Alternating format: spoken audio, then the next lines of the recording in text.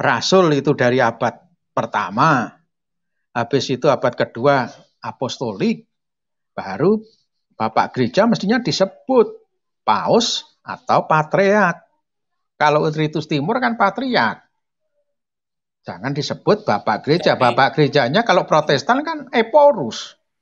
begini Pak, Ya. penyebutan patriark itu kan ketika nanti di abad-abad keempat itu Pak, Iya, abad-abad keempat yang kelima. konsili keempat kan Bapak Gereja, Jadi di patriark. awal-awal itu belum ada penyebutan itu. Yang 1 sampai 3 belum ada. Yang keempat tahun Mhm. 452 sudah ada patriark. Ini yang tadi malam itu dia nyebutkan Bapak Gereja kan nggak pas. Harus Ya harus Monsinyur dan spesifik Pak. Patriark. Iya, mestinya begitu. Jadi ini ajaran-ajaran yang memanipulatif.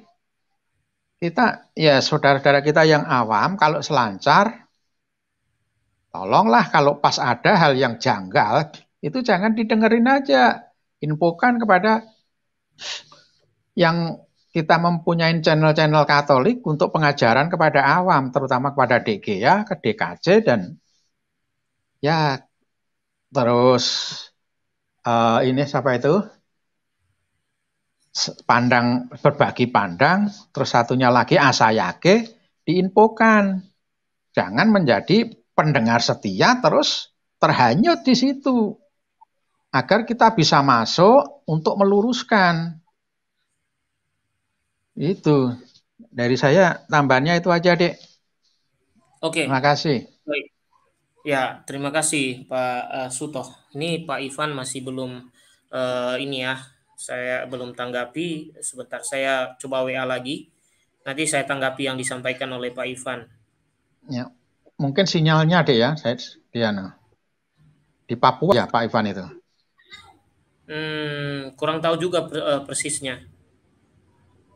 Oke, Kalau di sebentar Papua saya. mungkin sinyal mungkin. Sebenarnya centang 2 di sini sih.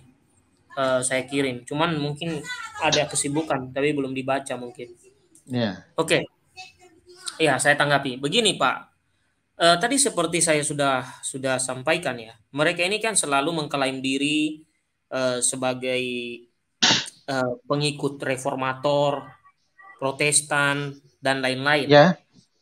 Tapi pada hakikatnya yang mereka bawa itu bukan ajaran itu, tapi ajaran yang mereka buat sendiri di zaman ini. Seperti tadi saya sudah bahas pada pemaparan tadi, ternyata malah ajaran yang mereka bawa sekarang ini atau yang mereka ajarkan sekarang ini itu lebih cocok dengan ajaran para heresi atau para penganut ajaran sesat pada abad ketiga dan keempat. 50. Itu 50 lebih bisa. cocok seperti itu. 50 itu Gitu. lama loh. Enggak nyampe.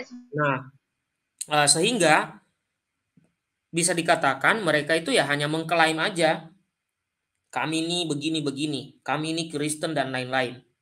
Sementara yang dibawa itu ajaran isi kepala masing-masing, bukan ajaran dari para rasul. Apalagi mereka misalnya mengutip konsili-konsili itu. Itu kan isi konsili-konsili itu kan bersesuaian dengan ajaran Katolik.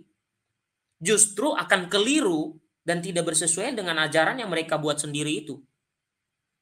Ya, tidak berkesesuaian apalagi dengan ajaran yang baru mereka buat. Ya. Apalagi di konteks pembahasan sekarang ini.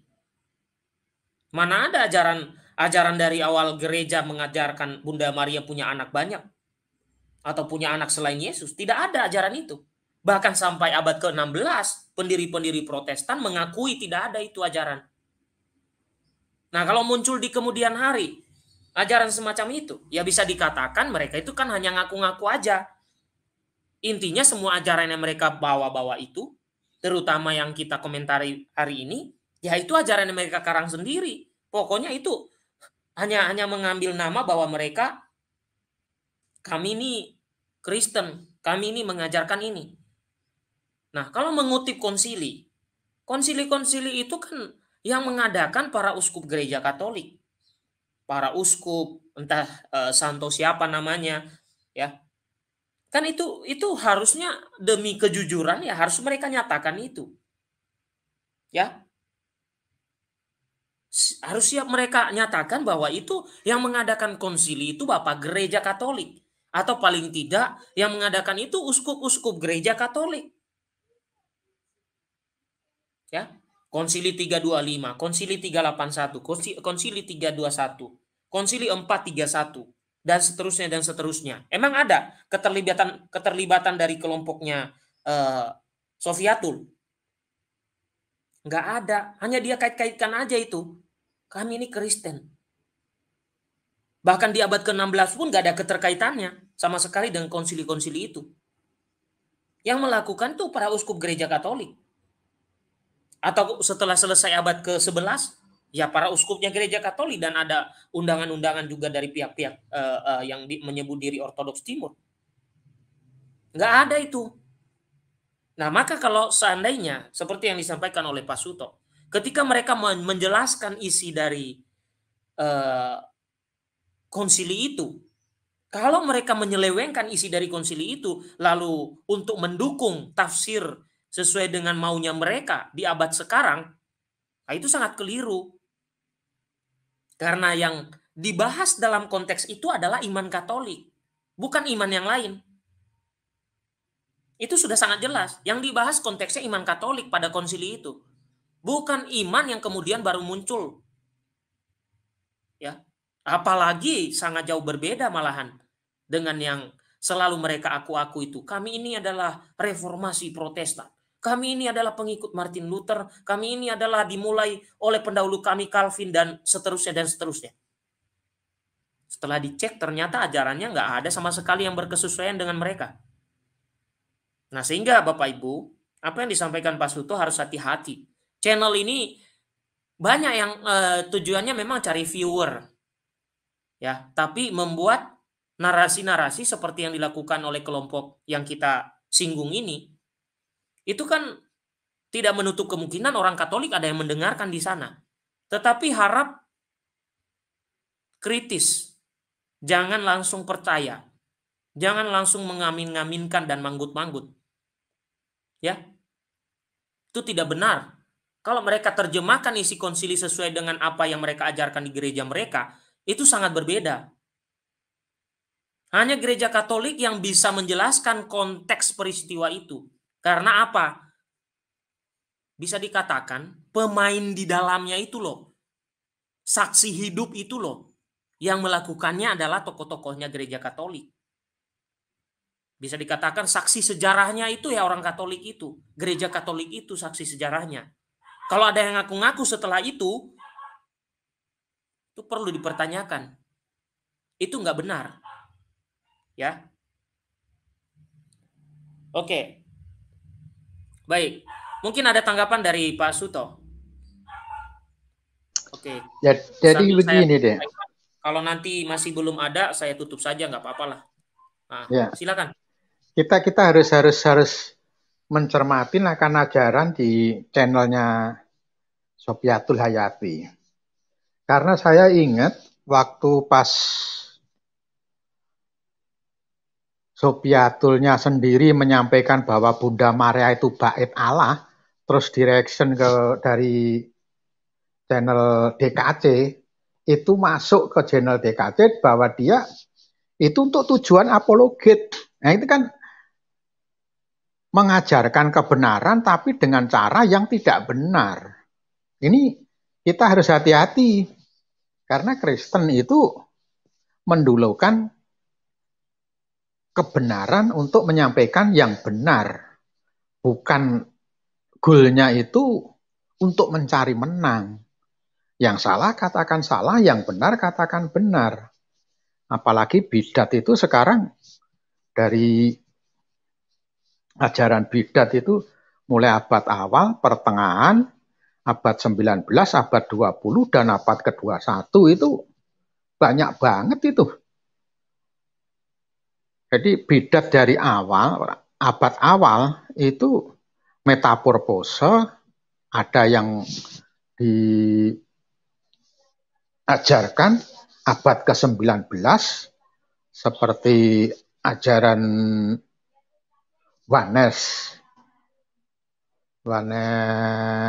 Pentakostalisme, tahun 1913 itu kan diajarkan dengan giat itu melalui stensilan diedarkan untuk mempengaruhi ke gereja-gereja Katolik gitu. Saya ingat banget itu. Tahun 70-an 5 sampai 85 itu mengirim stensilan ke pengurus-pengurus gereja, terutama pengurus pemuda waktu itu Mudika. Itu. Jadi ajaran-ajaran yang menyesatkan oleh ajaran Kristen itu timbul tenggelam. Nah, ini yang ajaran Wanes ini kan dimulai 2018. Gencar-gencarnya tahun 2021.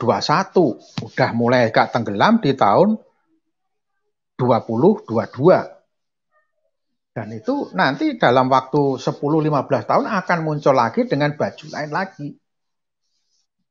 Apalagi yang abad ke-20 ini timbul lagi ajaran dari Amerika. Itu ada beberapa ajaran yang menyimpang itu. Karena dari pengusaha-pengusaha besar Amerika, daripada membayar tax kepada negara lebih besar, lebih bagus CSR-nya disalurkan ke gereja-gereja. Makanya jangan heran di Amerika itu perkembangan gereja yang anti kekatolikan itu cukup berkembang di Amerika Latin dan Amerika Selatan. Itu karena donasinya dari perusahaan-perusahaan besar, dari CSR-nya yang 3%, daripada dibayarkan atau diberikan ke negara, langsung untuk membuat penyebaran antikris. Ini kita juga harus waspada kepada saudara-saudara kita yang Katolik awam, kalau selancar ke channel-channel yang mengajarkan Katolik, tapi bukan dari ajaran magisterium, itu harus hati-hati.